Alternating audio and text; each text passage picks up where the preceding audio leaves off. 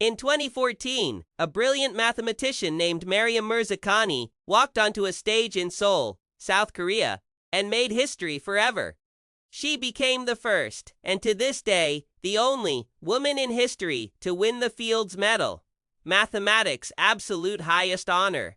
The crowd erupted. Headlines called it a breakthrough, and then the world moved on, and the next 4 Fields Medals all went to men. So here is the question rattling around in your skull. If women are equally capable, why does the podium look like a 1950s faculty photo? Let's start with what most people assume. The gut-level answer whispered in hallways and across dinner tables: men are simply better at math. That there is something hardwired, something deep in the circuitry of the male brain, that makes it tick differently when facing equations and proofs. It sounds almost scientific. It feels like it must surely explain the numbers on the scoreboard. And it is almost entirely wrong. Decades of research, spanning continents, age groups, and test formats, found no meaningful difference in raw mathematical ability between men and women. None at all. When you strip away cultural context and measure pure cognitive aptitude, the gap disappears entirely. Biology simply does not explain this. Something else is happening, something far more interesting, and frankly far more disturbing. The real cause runs much deeper than biology. Think of the human brain as a city under construction. Blueprints are genetic, but roads and bridges get built by the environment. And from the very moment a child is born, the environment begins issuing quiet instructions. Pink toys for some children, blue toys for others. Teachers unconsciously call on boys more in math class.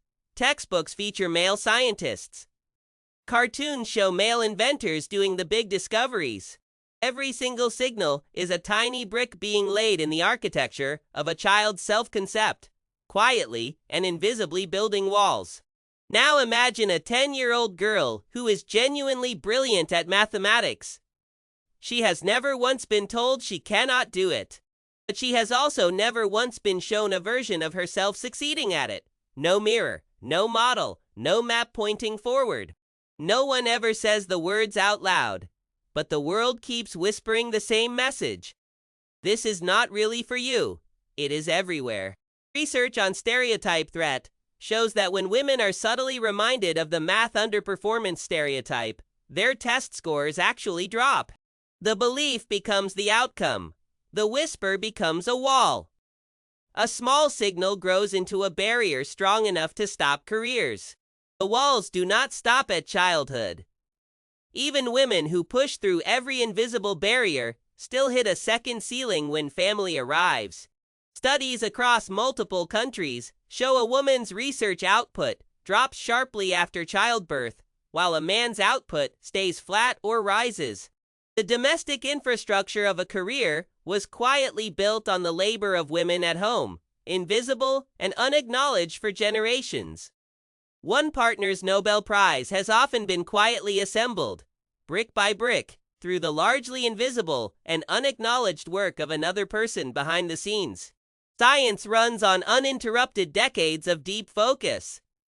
And that kind of focus is a luxury that has simply never been equally distributed between people.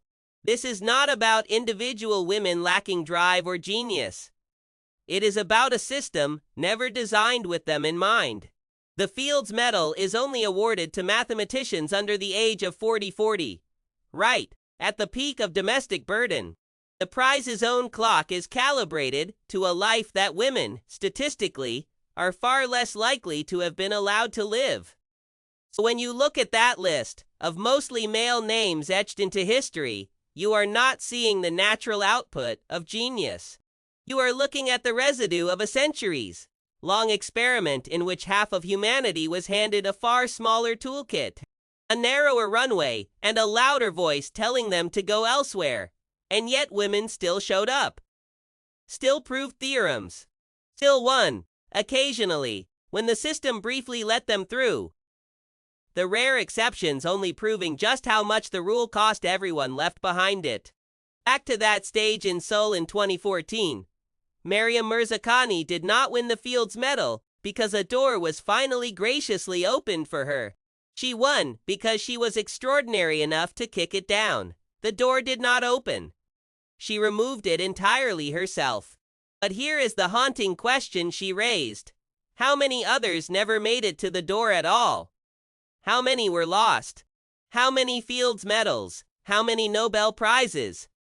How many quiet revolutions in human understanding are buried in lives that were steered somewhere else entirely? The gap at the top is not about capability. It is a map of who we chose to invest in. Maps, thankfully, can be redrawn.